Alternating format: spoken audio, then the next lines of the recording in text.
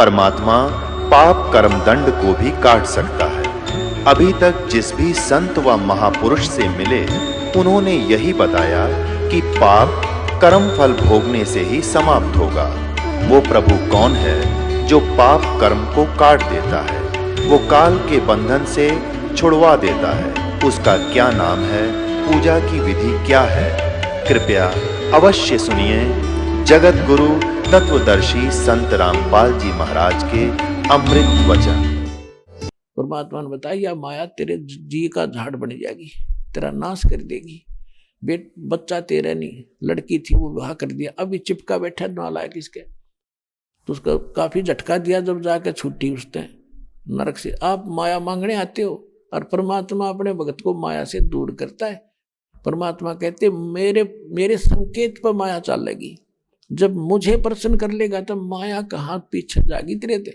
1 second में तेरा घर भर दूं, सब कुछ कर दूं, जब तू विश्वास करके चले, फिर उसका करेगा क्या? मैं उतना दूंगा तुझे जितना तुझे चाहिए, इससे फालतू नहीं अच्छा होता। अब नरसिंह जी जब उसकी ज्योति का ब्याह होया, लड़का था नहीं, स्वामी भाती बनकर जाने लगा। एक टूटी सी गाड़ी, 10-12 भगत बैठे उसमें 16। तो तब उसने भगवान आगे स्वयं मालिक, क्योंकि वो कृष्ण जी का पुजारी था, बाद में भक्तों ने उनको कृष्ण ही मान लिया। एक मिस्त्री का, जैसे लक्कड़ मिस्त्री होते हैं, जोड़े में आरी लंबी सी कसोले, वो बसोले से और सारा कुछ ले रहे, और कहने लगा भाई गाड़ी वाले मुझे भी बैठा ले, मैं तेरे साथ, मुझे भी आगे जाना है। उसी रास्ते में नाम बता दिया किसी गांव का। नरसिंह जी ने कहा जी बैठ तो लो, इससे कोई इतराज नहीं मिस्त्री जी, पर ये तो कंडम है, ऐसे लगता कि रास्ते में रह जाएगी, हमने भी पैदल ही जाना पड़ेगा। तब भगवान ने कहा कि मेरे तो क्या छुपा है भाई। तो यहाँ कहते हैं, एक यहाँ अपने लोकल लैंग्वेज में एक उनकी भक्ति का एक शब्द बना रखा है, गाड़ी आले मन बैठा ले, एक बेहो गाड़ी था भाई मैं हार लिया। भगवान आके खड़े हो गए कि एक गाड़ी वाले गाड़ी रोको, मुझे भी बैठा लो, मैं थका हुआ हूं। नरसिंह जी जब न्यों बोले, ये गाड़ी मेरी पुरानी है। नरसिंह जी जब न्यों बोले, गाड़ी मेरी पुरानी है। प्रभु जी जब न्यों बोले के मेरे ते छानी है। अब दास जो आपको बताना चाहता है, इतना ही बताऊंगा कि भगवान नरसिंह भगत कह रहा था कि मेरी ता गाड़ी टूटी फूटी पुरानी सी है, भगत बैठा तो लूंगा, मैं नाटता नहीं, पर ये सफल नहीं हो गया। तो भगवान ने बोले, क्या मेरे से छुपा है, तुझे क्या दुख है? और फिर वह 1 मिनट में गाड़ी सेट कर दी और खुद ड्राइवर बन गया। बैलों को बैलना बात फेर दिया, तगड़े हो गए, बूढ़े बूढ़े दे रखे थे, मांगे ला रखे थे किसी तरह, और जा छोड़ा पल में उतर के चल पड़े, अगले भाई भक्तों तुम जाओ, मेरा काम आ गया। जब उन्होंने देखा रहा इतना सफर इतने समय में तय कर दिया, उतरे कि ये तो मालिक थे। तो कहने का भाव ये है कि साईं इतना दीजियो जा मैं कुटुंब समावे, हम भी भूखे ना रहे, अतिथि ना भूखो जावे। अब जैसे आज वर्तमान की आवश्यकता है, भगवान ने तो ये टेक्निक विज्ञान और कलयुग बनाया है, तो कलयुग में मशीन से ही सारा कुछ होगा। तो वो मशीन भगवान के लिए कोई बड़ी नहीं है जो अपने भगतान दे दे। किसी को मोटरसाइकिल की आवश्यकता है, किसी को कार की ही आवश्यकता है, केवल किस लिए? थोड़ा बहुत अपना रोजी रोटी के लिए, या बाद में मालिक के सत्संग में आने ले जाने के लिए बच्चों को। इसलिए मांगोगे तो घर घर में खड़ी कर देगा आपके, न्यारी न्यारी सत्करवान लड़।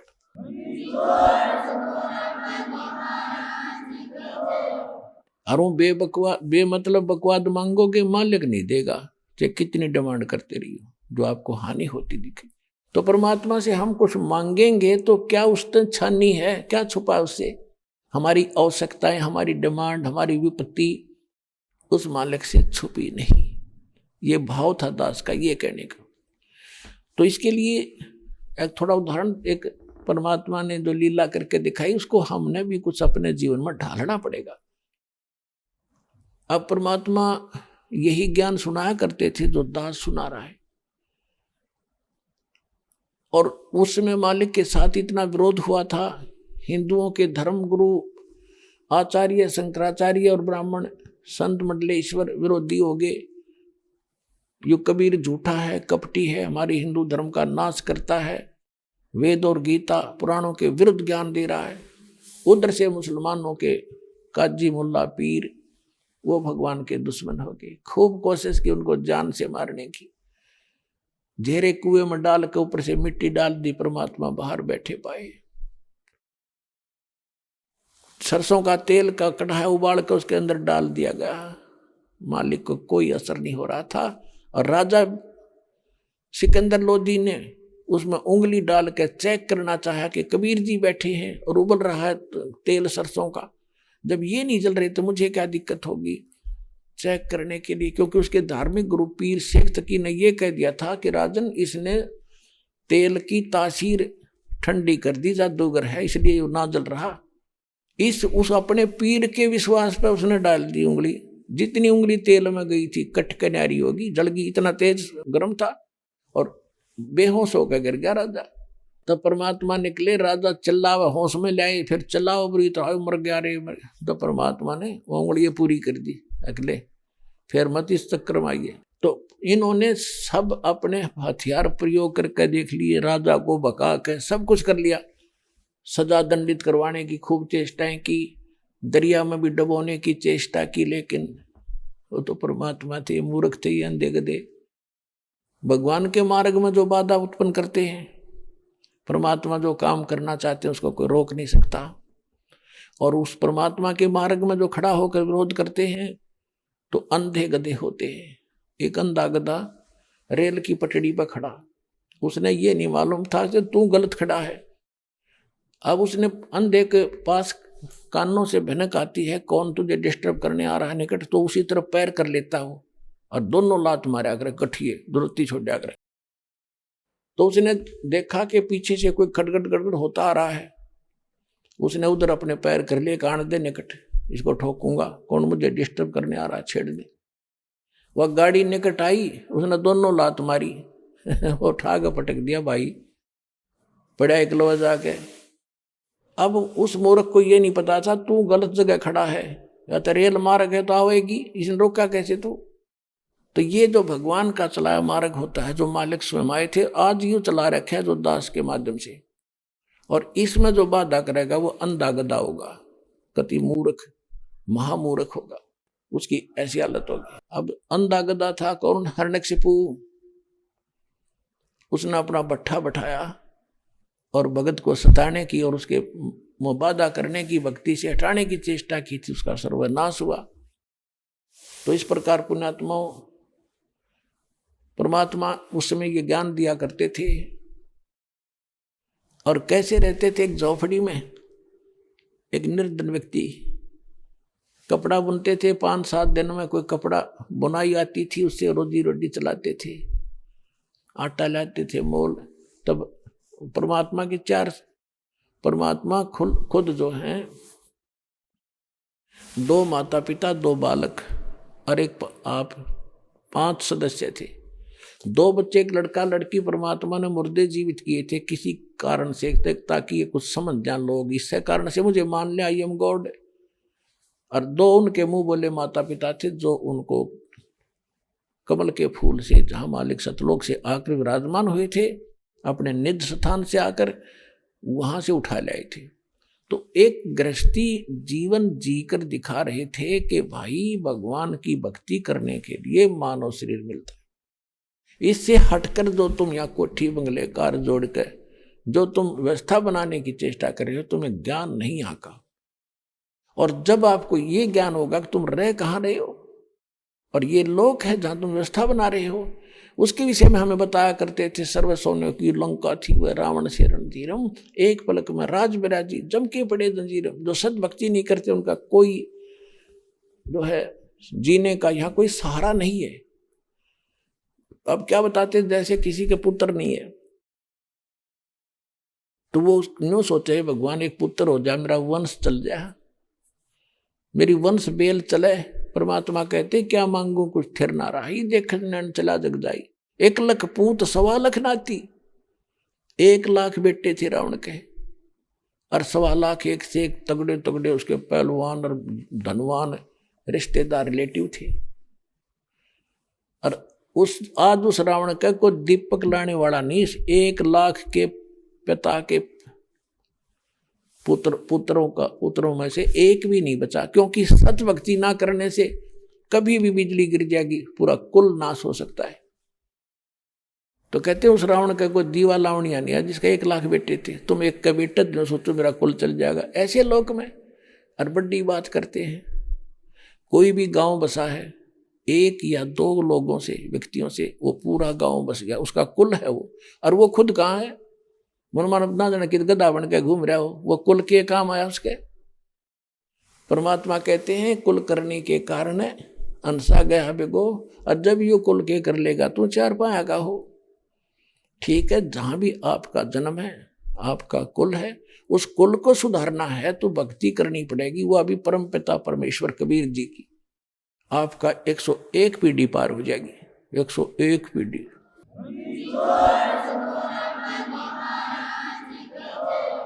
फिर परमात्मा कहते हैं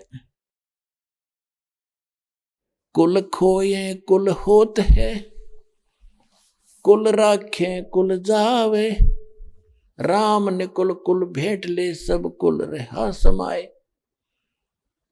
अगर आप इस कुल के लोक लाज में आके भक्ति त्याग दी नहीं कर रहे हो, लोक लाज में आकर मर्यादा भंग कर देते हो, तो परमात्मा कहते हैं कि कुल खोए कुल होत है। इस कुल को तो आपने खोना पड़ेगा। खोना मीन इनकी उन मर्यादाओं में सहयोग नहीं देना है जो गुरु जी ने मना किया है, तो आपने कुल खो दिया। वो मर्यादाएं नहीं निभा रहे जो गलत थी, भक्ति बाधक थी। और कुल खोए कुल होत है, कुल रखे कुल जावे। लोक लाज में आकर मर्यादा भंग कर दिया आपने, कुल की मर्यादा तो राख ली, लेकिन भगवान रुष्ट गए आप थे, वो रुष्ट हो गए, वो कुल भी गया और आप भी गए। फिर गधे बने, वहां कुल कुत्ते में जन्म लिया, वहां भाईचारा साये मिल लेंगे, माता पिता भी मिल लेंगे और भाई बहन भी वहां मिल लेंगी। परमात्मा कहते हैं मात पिता मिल जाएंगे 184 माही, सतगुर सेवा और बंदगी भाई फेर मिलन की नाही। माता पिता तो आपको सब जगह मिल जाएंगे।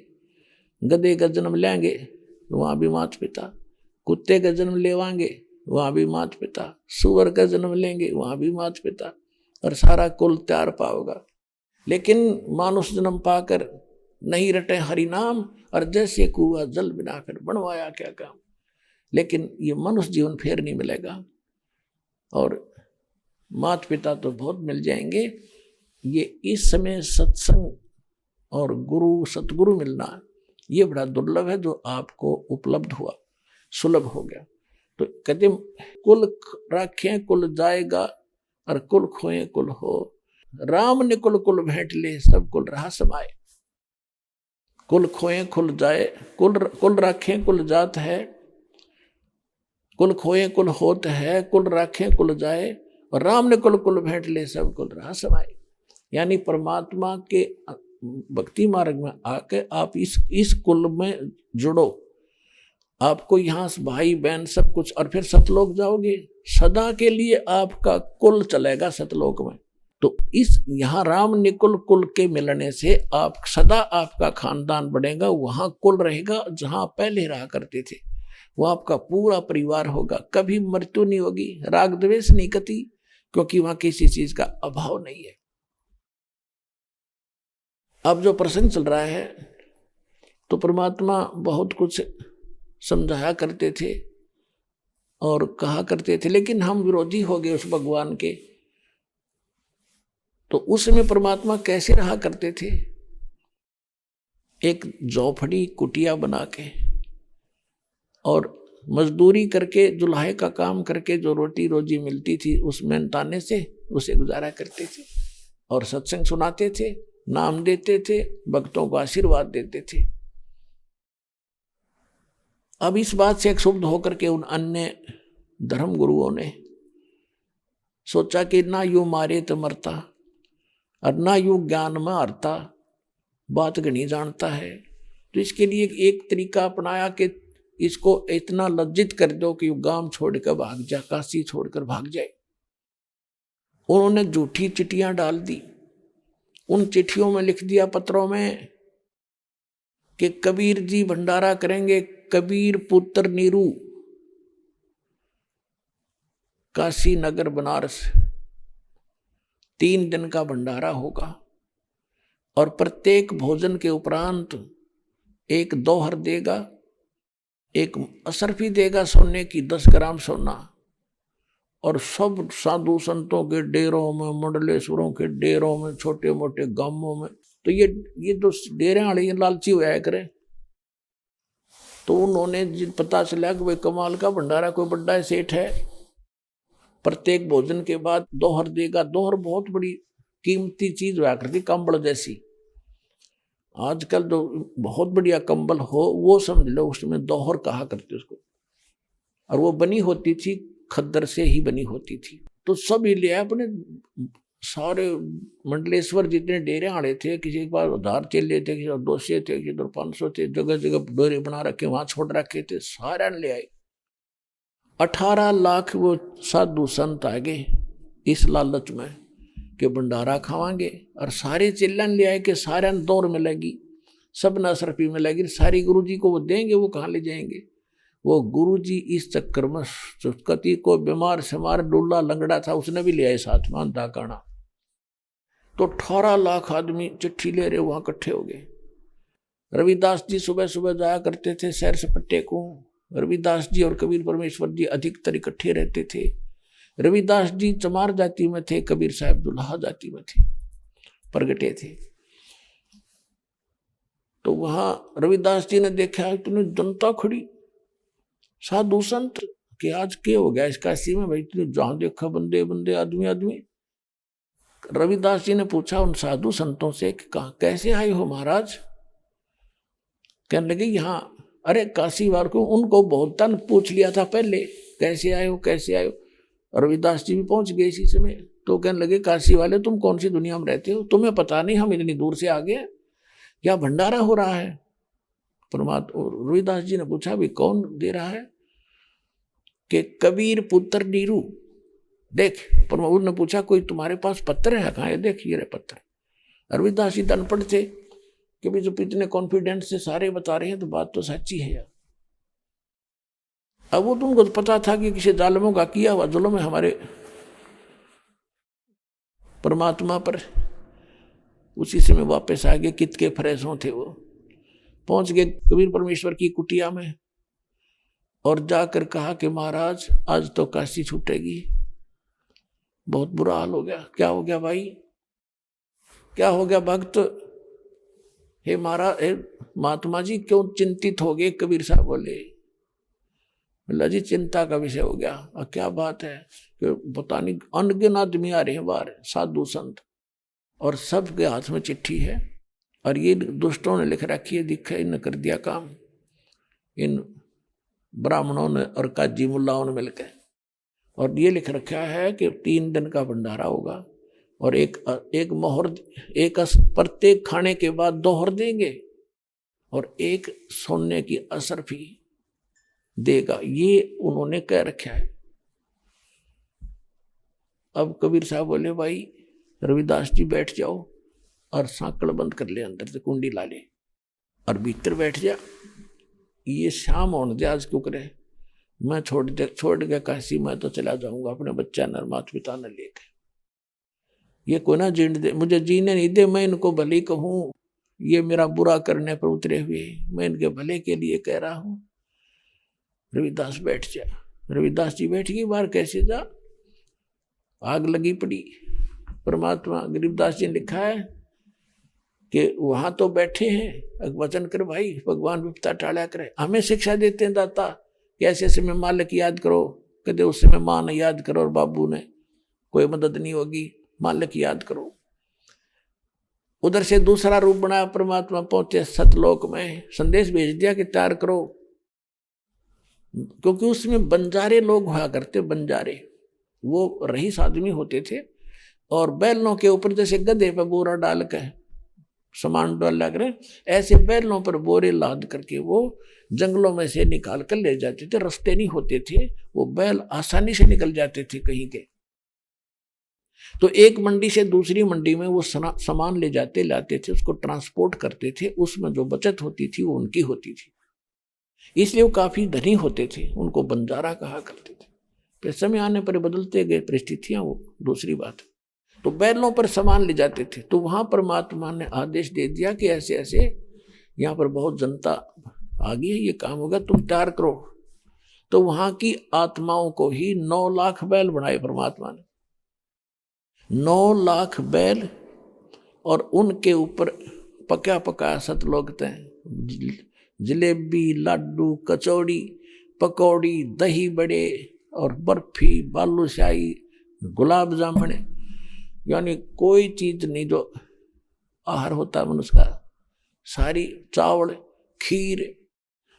और एक पलक में आ उतरे इतनी दूरी पे, और आके वहां टेंट लगा दिए, बिछा दिया सुंदर कपड़े, नीचे टेंट लगा दिए, उनके अंदर भर दिया कि एक में जलेबी, एक में चावलों का ढेर भर रखा। और कौन से पहले पतीला मांगोगे, इतने 18 लाख आदमी आगे चावल, नो पूरी पाड़ की पाड़ पीड़े रखी, नो ढेर ला रखा, नो खूब ऊंचा जलेबी, लाडू, कचौड़ी, दही के नो माट भर दिए, बेगन कर दिया, बहुत बड़े बड़े पतीले भरे धरे, लोहे के कढ़ाई जिस तरह होते हैं। कितना इतनी फुर्सत किसने थी नो, जो सोचने की यो कितना यार कैसे आए नो, खावर जय जयकार करे।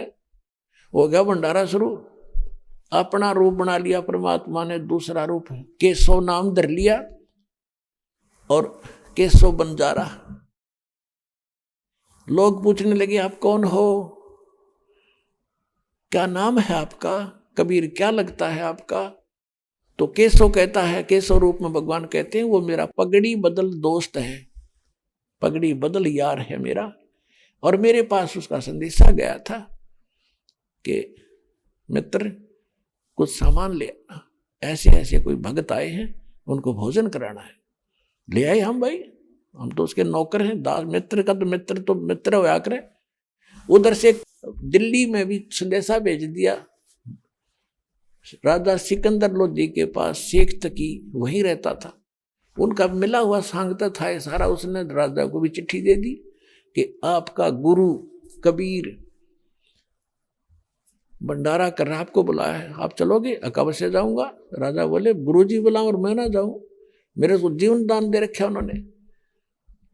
शेख तकी खुश हो गया कि आज पता लग जाएगा इसको। उसको भगवान का हाथ कहता था और उसको कहता अल्लाह का अवतार आया है, आज वो पावे को नहीं, इसको भाग्य होगा झोपड़ी छोड़ करके।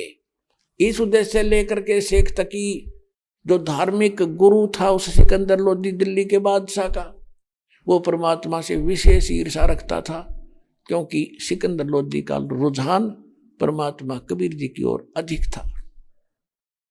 2 फकीर और 2 वजीर एक दूसरे ने देख कर अज्जी नहीं हुआ करते, तो वो इसलिए घनी ईर्षा करता था। राजा तो उसको ही गुणगान करता है, आज वो भाग जाएगा तो तेरा ही बोलबाला रह जाएगा।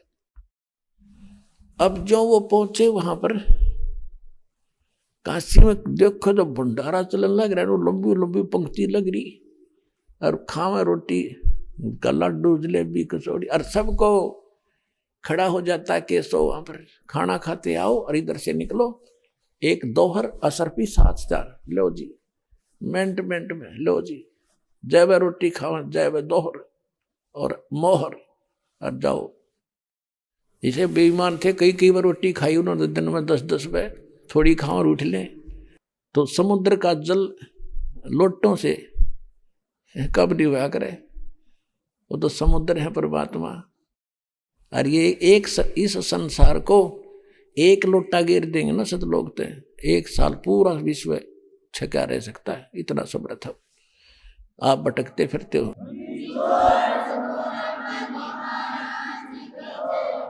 गरीबदास जी कहते हैं पूरब पश्चिम उत्तर दक्षिण फिरदा दाड़े दाड़े नु, सर्व कला सतगुरु साहेब की हरि आए हरियाणे नु।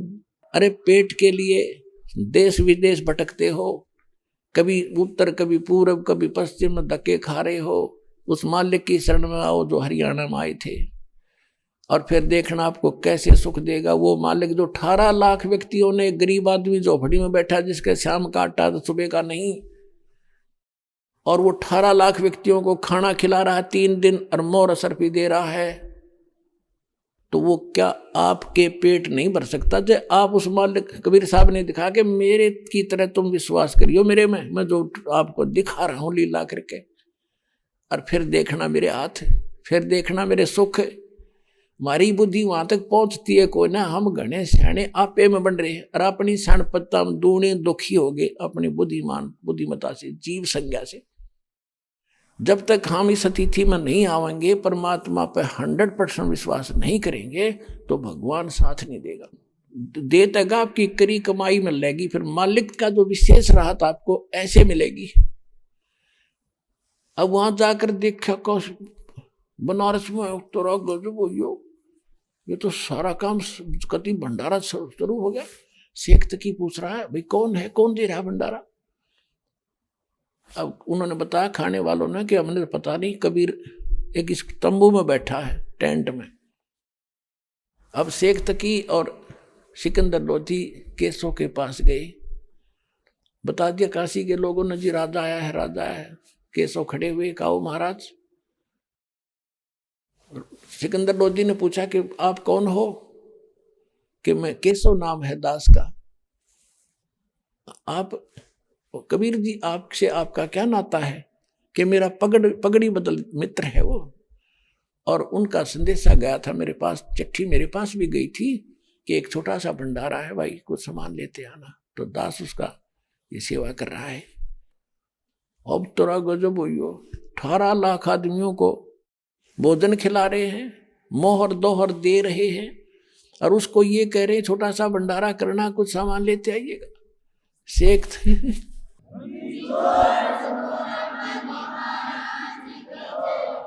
तो भगवान इसी को कहते हैं, और मारे जैसा टटपुंजिया होता फिर भगवान खक टट्टू है वो। भगवान इसी को कहते हैं जो ऐसी करके दिखा दे। हम भूल गए भगवान ने, क्योंकि हमें परमात्मा मिले ही नहीं थे। अब शेख तकी तो पकड़ के कलेजा रुड़े बैठ गया, उसकी तो मां सी मर गई, और सिकंदर लोधी का गदगद हो गई। हकीसा भगवान है, पर मुझको मालूम था कि कुछ भी कर सकता है, ये समर्थ है। लोगों को ये लोग नहीं समझ पा रहे, ये समर्थ है। ये पता नहीं किस कारण से ये लीला कर रहे, जुल्हे के घर में बैठे हैं। तो उसमें सिकंदर लोधी ने कहा कि महाराज परमात्मा क्यों नहीं आए यहाँ पर? आए नहीं क्या अभी तक? कब आएंगे? उसे केसों से पूछ रहा राजा सिकंदर लोधी। केसों ने कहा कि भगवान मालिक हैं, आओगे जब आ जाएंगे। उसका दास बैठा है, काम सारा ठीक चल रहा है, उनकी इच्छा होगी जब आ जाएंगे, मर्जी के मालिक हैं वो। हम तो दास है, मित्र हैं उसके, लेकिन दास हैं उसके, और हाजिर खड़े रहेंगे जब तक वो आएंगे।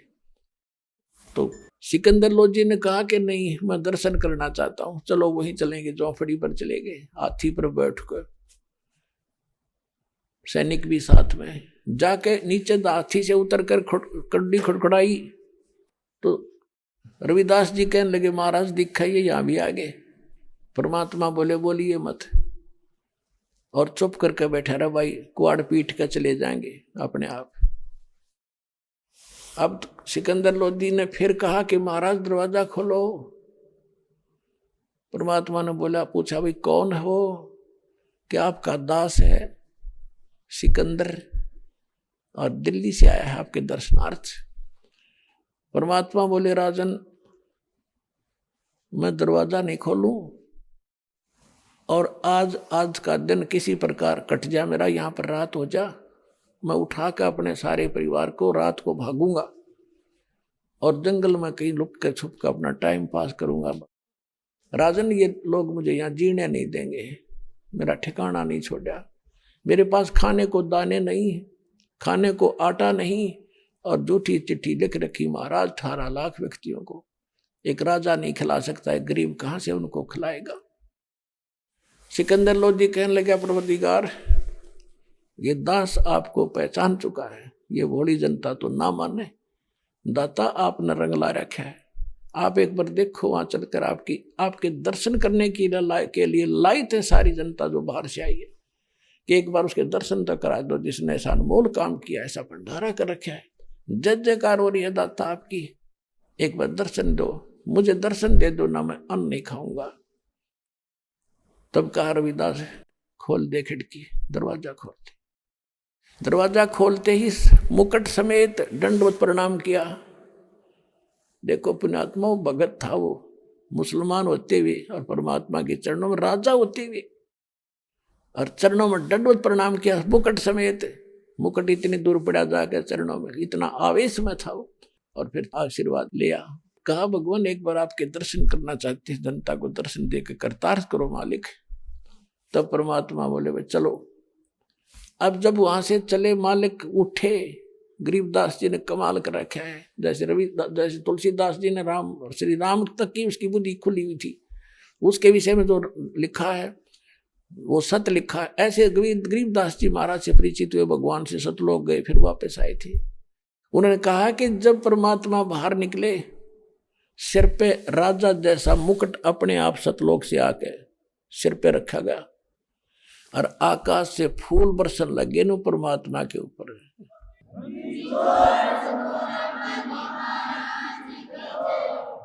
तो फिर हाथी पर बैठकर रविदास जी को भी साथ बिठाया। राजा ने अपने हाथी पर, अंबारी होती थी हाथी के ऊपर, एक अंबारी बोलते थे, उसके खोखा रखा होता था। राजा लोग पहले ये कंफर्टेबल उनकी ये यात्रा होती थी, ट्रेवल होता था हाथी, और उसमें वो रखा करते थे। उसमें बैठ कर फिर रविदास जी चौर ले रहे थे, पीछे पीछे चौर करते आवे थे गरीब अपने कबीर परमेश्वर पे। तो राजा ने कहा कि भगवान, हे भगत जी मुझे भी दे दो, आप तो रोज सेवा करते हो, दास भी कुछ लाभ ले ले, आज मौका मिला है। तो उनसे चौर लेकर राजा चौर कर रहा है, हाथी पे बैठा रखा है, और बीच में आगे भगवान, बीच में राजा, पाछा रविदास जी बैठे हैं, और रविदास राजा चौर कर रहा है उसके उनके ऊपर ऐसे खड़ा खड़ा,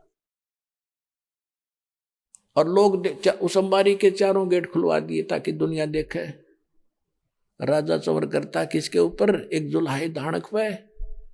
दुनिया देख रही है, काशी वाले एक राजा की तो दिमाग खराब हो गया, या कुदरती बात है, दीवे तला अंधेरा सदा रहा है।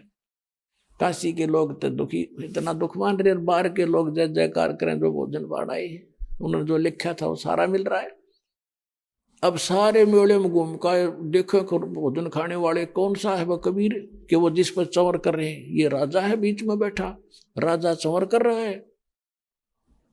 और तो सब हैरान हो रहे हैं, कोतरे की यू है वो, ये है कबीर, ये है जो भंडारा कर रहा है। कहा ये है महापुरुष, वह भंडारा के कमाल कर दिया, ऐसा भोजन कभी देखा ना खाया, कभी सुना नहीं। और सतलोक से आया भोजन, न्यारा टेस्ट, जीभ चाटती रहे जंगली, ऐसा गजब का।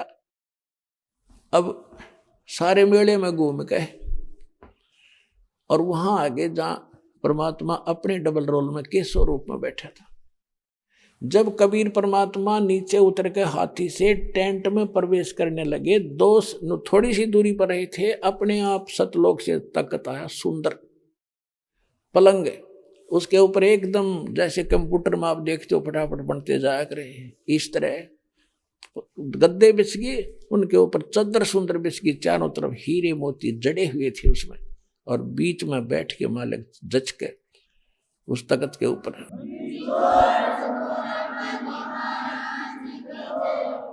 और जब एक तख्त पर केशव बैठा है, एक तख्त पर भगवान बैठे, और राजा नीचे बैठ जाता है, क्योंकि जिनको भगवान पाना है वो अभिमान त्यागना ही पड़ता है। तो उधर से टेंट की सीलिंग रख ली ऊपर की और बाकी खोल दिया। वहां खाना खावें और मालिक की मौज इतनी जोर की। अब परमात्मा वहां डिस्कस करे और सुने सब लोग, जितने जो कड़ोती बैठे थे सारे, जहां तक जो वो वार्ता करें सारी सुन रहे थे। और वो वार्ता का बहुत लंबा डिस्कशन है, वो सारा मैं अब सुना नहीं पाऊंगा। तो परमात्मा ने 24 घंटे तक, 24 घंटे 8 पहर तक केशव प्रश्न कर रहा था कि कबीर जी तो आप क्यों आ गए इसे गंदे लोक में, आप इनका भला चाहो या आपका मार मार कर रहे हैं। तो परमात्मा कहते हैं कि केशव आप नहीं जान सकते मेरे दर्द में, ये मेरे बच्चे हैं, काल ने इनको भाग प्यार रखी है। आज ये मुझे मार रहे हैं, पीट रहे हैं, मेरा बुरा हाल कर रहे हैं। जब इनकी भांग उतरेगी ये प्रणाम करेंगे, मुझे हाथों पर रखेंगे, क्योंकि मैं इनका पिता हूँ। मैं उस दिन की इंतजार कर रहा हूँ कि इनकी कदिया भांग उतरे, और मैं ज्ञान सुना रहा हूँ। इस ज्ञान से इनकी माया की भांग उतरेगी, फिर ये मुझे पहचानेंगे और रोया करेंगे ये बालक कि हमने बड़ी गलती की अपने पिता को सताकर। मैं उस दिन के इंतजार के लिए प्रयत्न कर रहा हूँ। तो उस समय परमात्मा के लगभग कई लाख, 10 लाख व्यक्तियों ने नाम लिया यो ज्ञान सुन के। वो तो उद्देश्य ये था।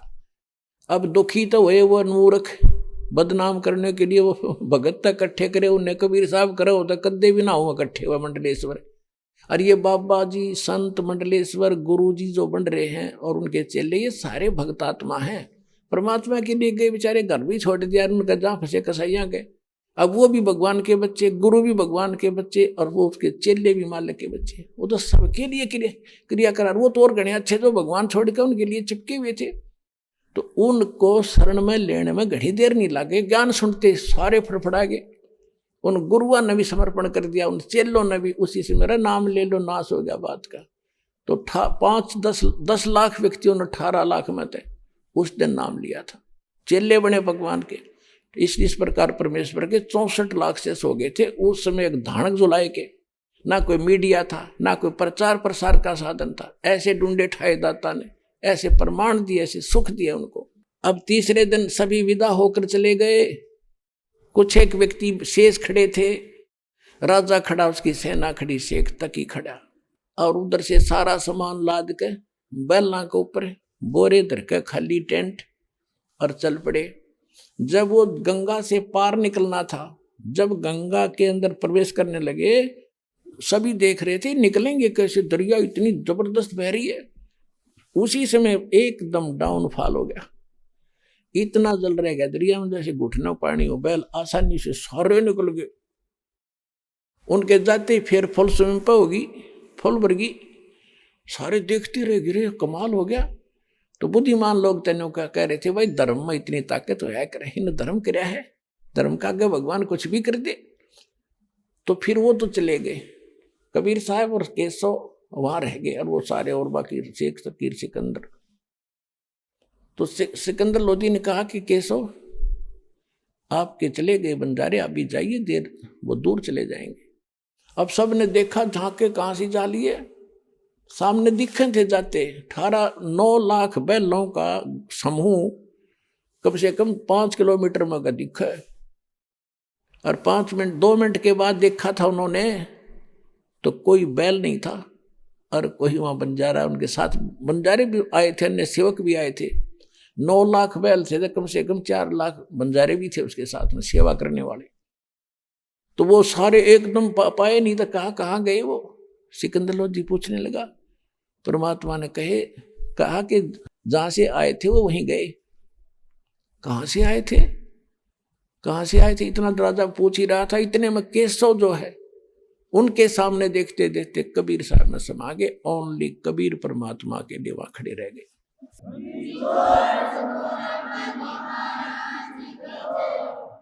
अब शेख तकी वहां खड़े लोग बाकी सारे वो कह रहे हैं, भाई कमाल कर दिया, बड़ा भंडारा किया महाराज आपने। शेख सिकंदर लोधी भी कह रहा था, महाराज आपने तो कमाल कर दिया, बड़ा भंडारा किया।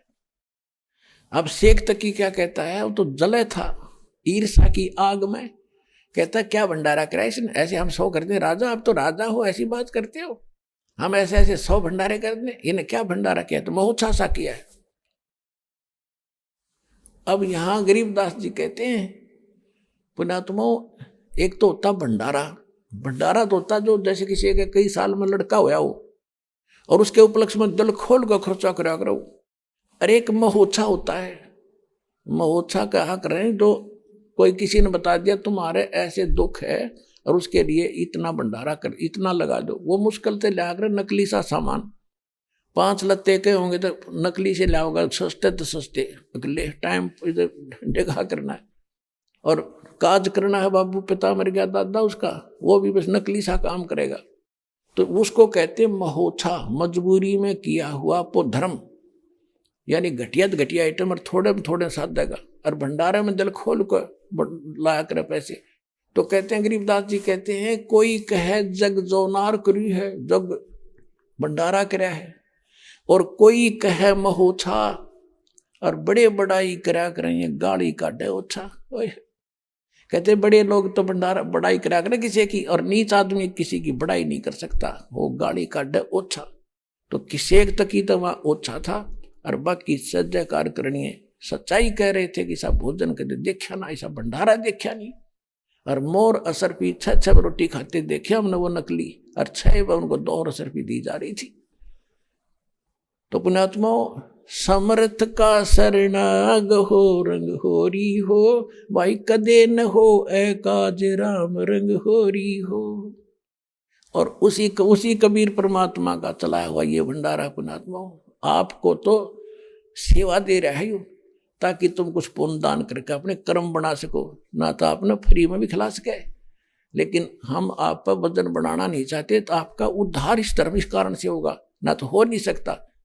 तो परमात्मा कहते हैं साईं इतना ये उदाहरण देकर आपको समझाना चाहते हैं कि भाई गढ़ा मत मांगो, और तुम मेरी शरण में आ गए तो क्या मेरे तो छन्नी है, क्या छुपा तुम्हारा दुख, तुम्हारी आवश्यकता, तुम्हारी डिमांड, तुम्हें किस चीज की आवश्यकता समय पर।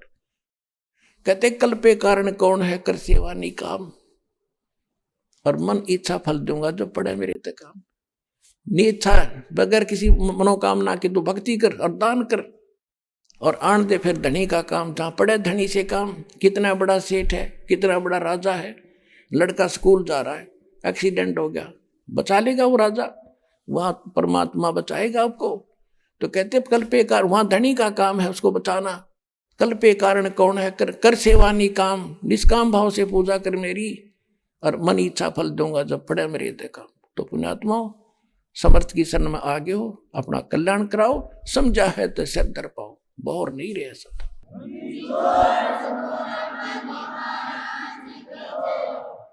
परम पिता परमात्मा पूर्ण ब्रह्म सर्व सृष्टि रचनहार कबीर देव कबीर परमेश्वर जी की असीम रजा से आप सभी पुण्यात्माएं आज सत्संग सुनने के लिए उपस्थित हैं। सौभाग्य है आपका, आपको ऐसे समय में मानव शरीर मिला है जिस समय मानव का कल्याण होने का ये शुभ समय परमात्मा ने निर्धारित किया हुआ है। पर तुम तो मानव शरीर मिलना बड़ा मुश्किल है। मनुष्य शरीर प्राप्त हो जावे तो भक्ति की रुचि होना ही बड़ी मुश्किल है। हम अपनी रोजी रोटी के लिए ही आजीवन लगे रहते हैं, वो पूरा नहीं होता, हम चले जाते हैं अपना समय संस्कार पूरा करके, और फिर हम अन्य शरीरों में घूम रहे होते हैं, गधे कुत्ते सूअर की योनियों में, और पूरे जीवन में जो हमने सारा जोड़ जुगाड़ जोड़ा था वो वहीं रह गया। हम ये सोचकर इकट्ठा करते रहते हैं कि हमारे बच्चे सुखी रहेंगे।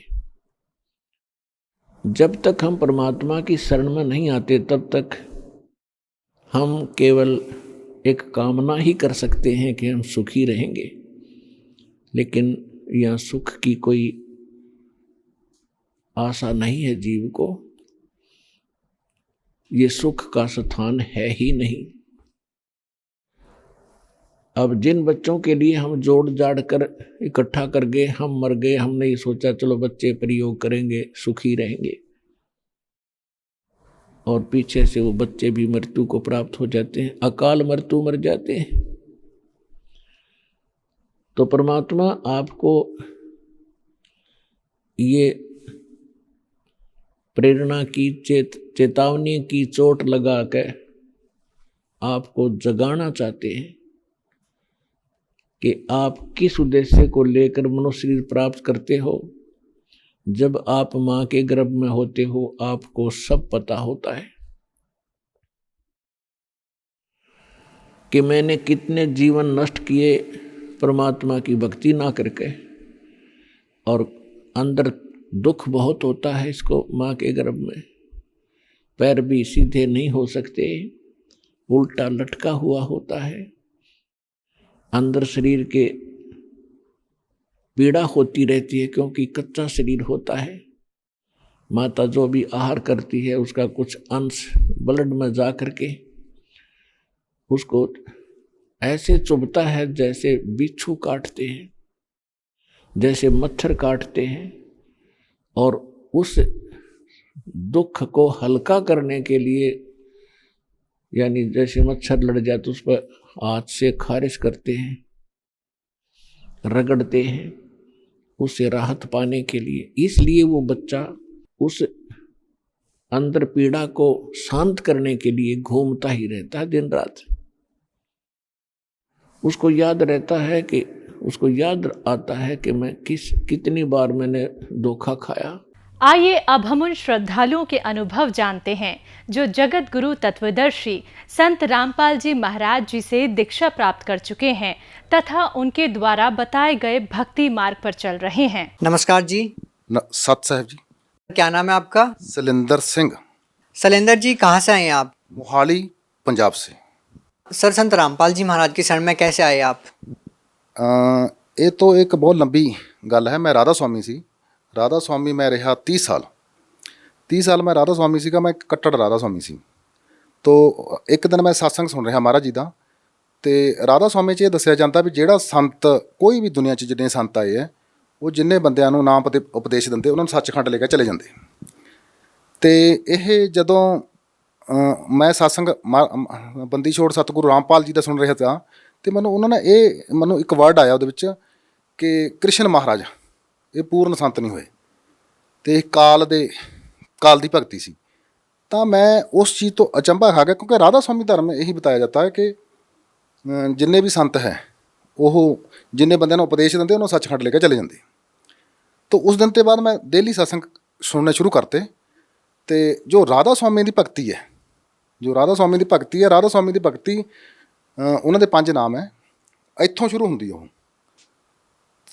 इत्थों मत्थे तो शुरू होंगी है। तो चौंकड़ा मार के बैठना, तो इत्थे ध्यान लाना। इत्थे तो अंदर 5 मंजिलां बनिया हुई ने।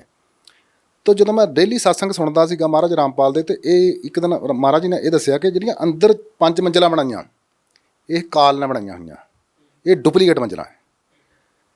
तो ये सुन के मैं हैरान रह गया, क्योंकि राधा स्वामियों के विच जो चौंकड़ा मार के बैठते इत्थे ध्यान टकाउंदे तो इत्थे 1 ਲੱਖ बंदे चों एक बंदे का ध्यान लग जाता, उन्हां मंजिलां विच भी चले जाता। सर, जैसा कि आपने बताया कि एक ही व्यक्ति को वो नज़ारा दिखता था, तो सर और जो बाकी लोग थे उनको वो नज़ारा क्यों नहीं दिखता था? मैं 30 साल में मेरे को 1 या 2 ही बंदे मिले जिनको ये नज़ारा अंदर मिलिया। लेकिन वो ये नज़ारा देखने तो बाद भी जो अंदर बंदे दे जो कर्म है, जैसे किसी ने नज़ारा भी देख लिया, अगर उसके कर्म है तो उसको वही कर्म भोगने पड़ते हैं। उन्होंने भी बुरी हालत मैं देखी है बेचारे की। तो सर, आप कहना क्या चाहते हैं, जो पापकर्म व्यक्ति ने कर रखे हैं कि वो भोगने से ही समाप्त होंगे? हाँ, राधा स्वामी धर्म में यही बताया जाता है कि जो बंदे दे कर्म है वो बंदे को भुगतने ही पड़ेंगे। सर, 30 साल तक आप राधा स्वामी पंथ से जुड़े हुए थे और काफ़ी समय आपने वहाँ पर बिताया है, तो फिर सर आप संत रामपाल जी महाराज की शरण में कैसे आए? जब मैंने संत रामपाल जी महाराज के बारे में सुना तो उन्होंने बोला कि जो कर्म है यह संत जो होता है वो कर्मों को काट देता है। जब मैंने सोचा कि नहीं, राधा स्वामी में तो यही बताया जाता है कि आपकी चाहे बाजू कट जाए, चाहे लत कट जाए, चाहे कुछ भी हो जाए, चाहे बीमार हो जाए, चाहे कैंसर हो जाए आपको, तो ये तो आपके कर्म है, आपको भुगतने ही पड़ेंगे। तो हम इतने पक्के हो गए थे, हमारे को जो भी मर्जी हो जाए तो हम समझते थे कि गुरु जी ने जो कर दिया वो ठीक है। तो जब मैंने संत रामपाल जी महाराज के बारे में सुना, उनके सत्संग सुने, उसके बाद मेरे को पता चला कि ये ऐसा नहीं है। क्योंकि हमारे ग्रंथ साहब में भी ऐसा है कि जब भी सतनाम मिल जाता है, परमात्मा का नाम मिल जाता है, उसके बाद फिर बंदे को कोई कष्ट नहीं आना चाहिए। तो जब मैं ये सुनता था तो मैंने 6 महीने लगातार 6 महीने हमारा रामपाल जी महाराज जी के सत्संग सुने। 6 महीने सत्संग सुनने तो बाद फिर मैं जो एक राधा स्वामी सत्संग किया, कर नैनो दीदार महल में प्यारा है, जब मैं ਉਹ ਸੁਣਿਆ ਤੇ ਅੰਦਰ ਦੇ ਕਮਲਾਂ ਦੇ ਬਾਰੇ ਸੁਣਿਆ, ਲੇਕਿਨ ਰਾਧਾ ਸਵਾਮੀ ਦੇ ਬਾਰੇ ਚ ਉਹਨਾਂ ਦੇ ਬਾਰੇ ਨਹੀਂ ਦੱਸਦੇ ਵੀ ਥੱਲੇ ਕਮਲਾਂ ਦਾ ਕੋਈ ਧਿਆਨ ਨਹੀਂ ਦੇਣਾ। 6 ਮਹੀਨੇ ਸੰਤ ਰਾਮपाल जी महाराज बंदी छोड़ दा ਜਦੋਂ मैं सत्संग सुना, उसके बाद मैं नाम लेने के लिए हसार गया। सर, संत रामपाल जी महाराज जी व राधा स्वामी पंथ के अंदर आप बहुत बड़ा अंतर बता रहे हैं। आपको इस तरह से बताया गया था कि व्यक्ति को पाप कर्म तो भोगने ही होते हैं, और संत रामपाल जी महाराज ने बताया कि परमात्मा साधक के पाप कर्म भी काट देता है और भक्ति करने के लिए उसकी आयु भी बढ़ा सकता है। तो सर, इन सारी चीज़ों को देखने के बावजूद भी लाखों लोग वहाँ से जुड़े हुए हैं, तो सर क्या उनको कोई लाभ ही नहीं हो रहे? नहीं, लाभ हो रहे हैं, काफ़ी लोगों को लाभ हो रहे हैं। लाभ उनका जो पुराना जो किसी, मेरे को भी होते थे, ऐसा मेरे को भी होते थे, लेकिन वो जो अभी मैंने को संत रामपाल जी महाराज की शरण में आने के बाद ऐसा पता चला कि वो हमारे पुराने पुण्य थे जो हमारे को मिल रहे थे, अभी भी जनता को मिल रहे हैं। लेकिन जब भी लेकिन राधा स्वामी धर्म में यही बताया जाता है कि जो आपके कर्म है वो तो आपको भुगतने ही पड़ेंगे अगर किसी के ऊपर कष्ट आ जाता। तो सर, ये बात तो संत रामपाल जी महाराज के अनुयायियों पर भी लागू होती है, ये तो वो लोग भी बोल सकते हैं। ऐसा नहीं है। जैसे मैं अभी संत रामपाल जी महाराज की बात करता हूँ, जैसे मैंने नाम लिया है, पहले मैं एक कट्टर राधा स्वामी था, मेरे को ऐसा लगता था कि नहीं, जो कर्म है वो भोगना ही पड़ता है। मेरे को 3 या 4 साल ही हुए अभी नामदान ले हुए, मेरे साथ इतने अचंभे हो गए। सर, आपको क्या लाभ मिले संत रामपाल जी महाराज से नाम दीक्षा लेने के बाद? मेरे को संत रामपाल जी महाराज के जाने के बाद इतने लाभ हुए कि मैं इधर गणाने शुरू कर दूं, शायद उतना नहीं टाइम होगा आप उतना कर सकेंगे। मेरी जेब में अगर पहले 1000 रुपया रहता था, अभी मेरी जेब में 1 लाख रुपया रहता। मैं किसी काम के बारे में सोचता हूँ, अगर मैंने सोच लिया और मेरा दूसरे दिन काम हो जाता, पैसा कहाँ से आता मेरे को नहीं पता चलता है। तो पहले ऐसा राधा स्वामी धर्म में मेरे साथ ऐसा नहीं था। तो ऐसा है कि बाकी जो मैं भगती के बारे च दसा थानू, भगती है अभी जैसे मैंने व्यास से नाम लिया था, जो व्यास से नाम लिया था वो किसी वेद से, किसी ग्रंथ साहब से, किसी गीता से मेल नहीं खाता।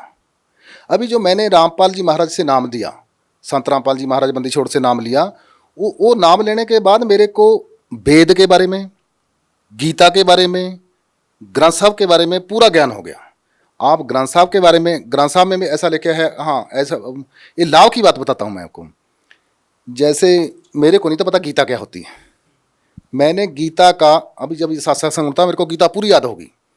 गीता के 16वें अध्याय के 23 नंबर श्लोक में लिखा है, जो शास्त्र विधि त्याग के, जो शास्त्रों में लिखा है उससे हटकर पूजा करता उसको कोई लाभ नहीं होता। जो शास्त्रों के अनुकूल भक्ति करता है उसको सारे लाभ होते हैं। तो इसलिए ग्रंथ साहब में ऐसा लिखा हुआ भी पूजा करे सब लोक संतो, मन मुख थाए ना पाई।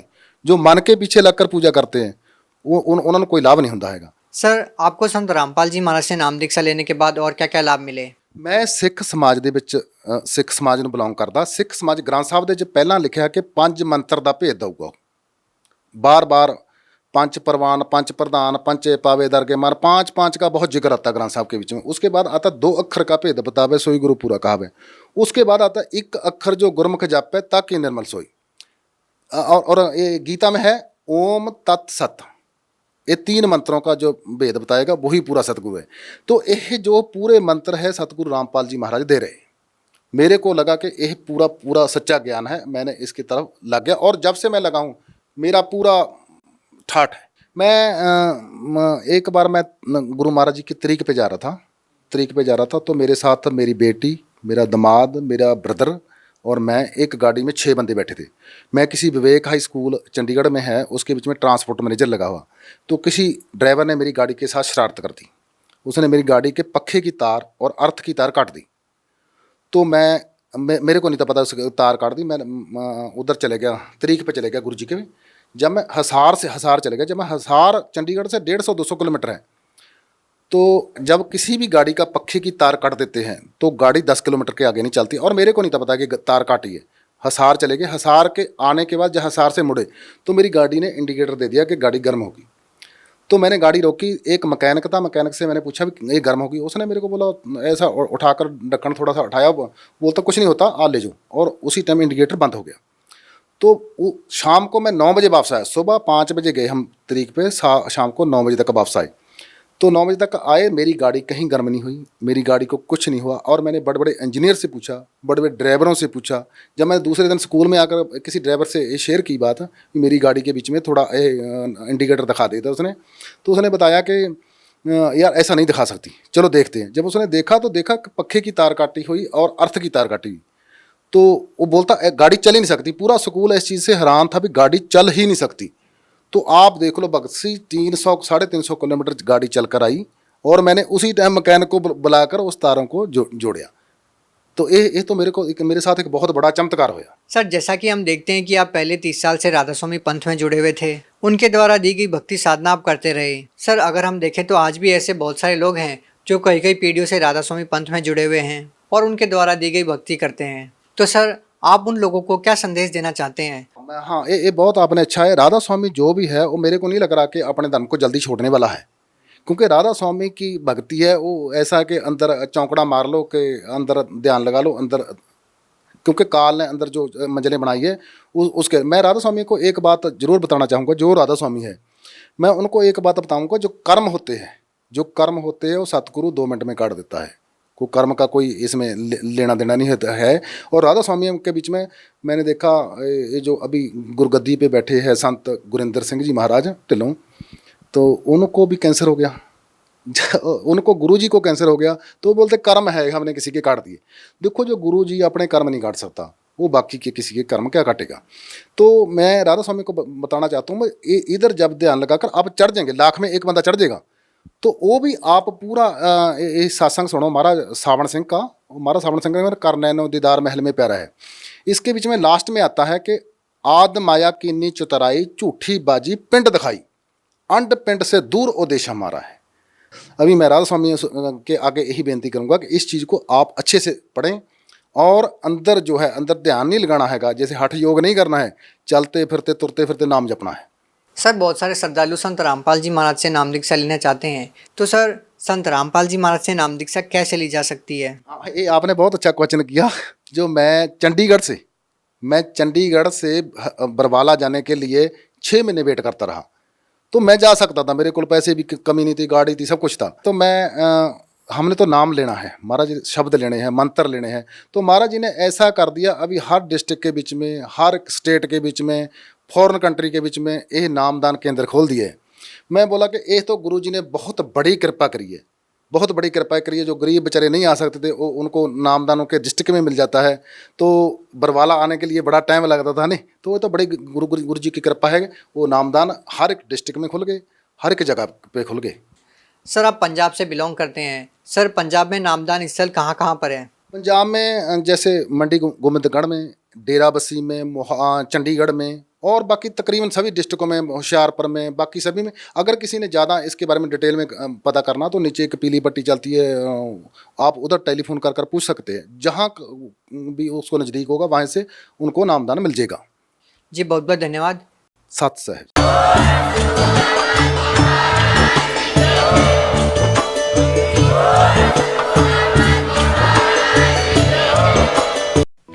आप सुन रहे थे जगत गुरु तत्वदर्शी संत रामपाल जी महाराज के मंगल प्रवचन। अधिक जानकारी के लिए संपर्क करें।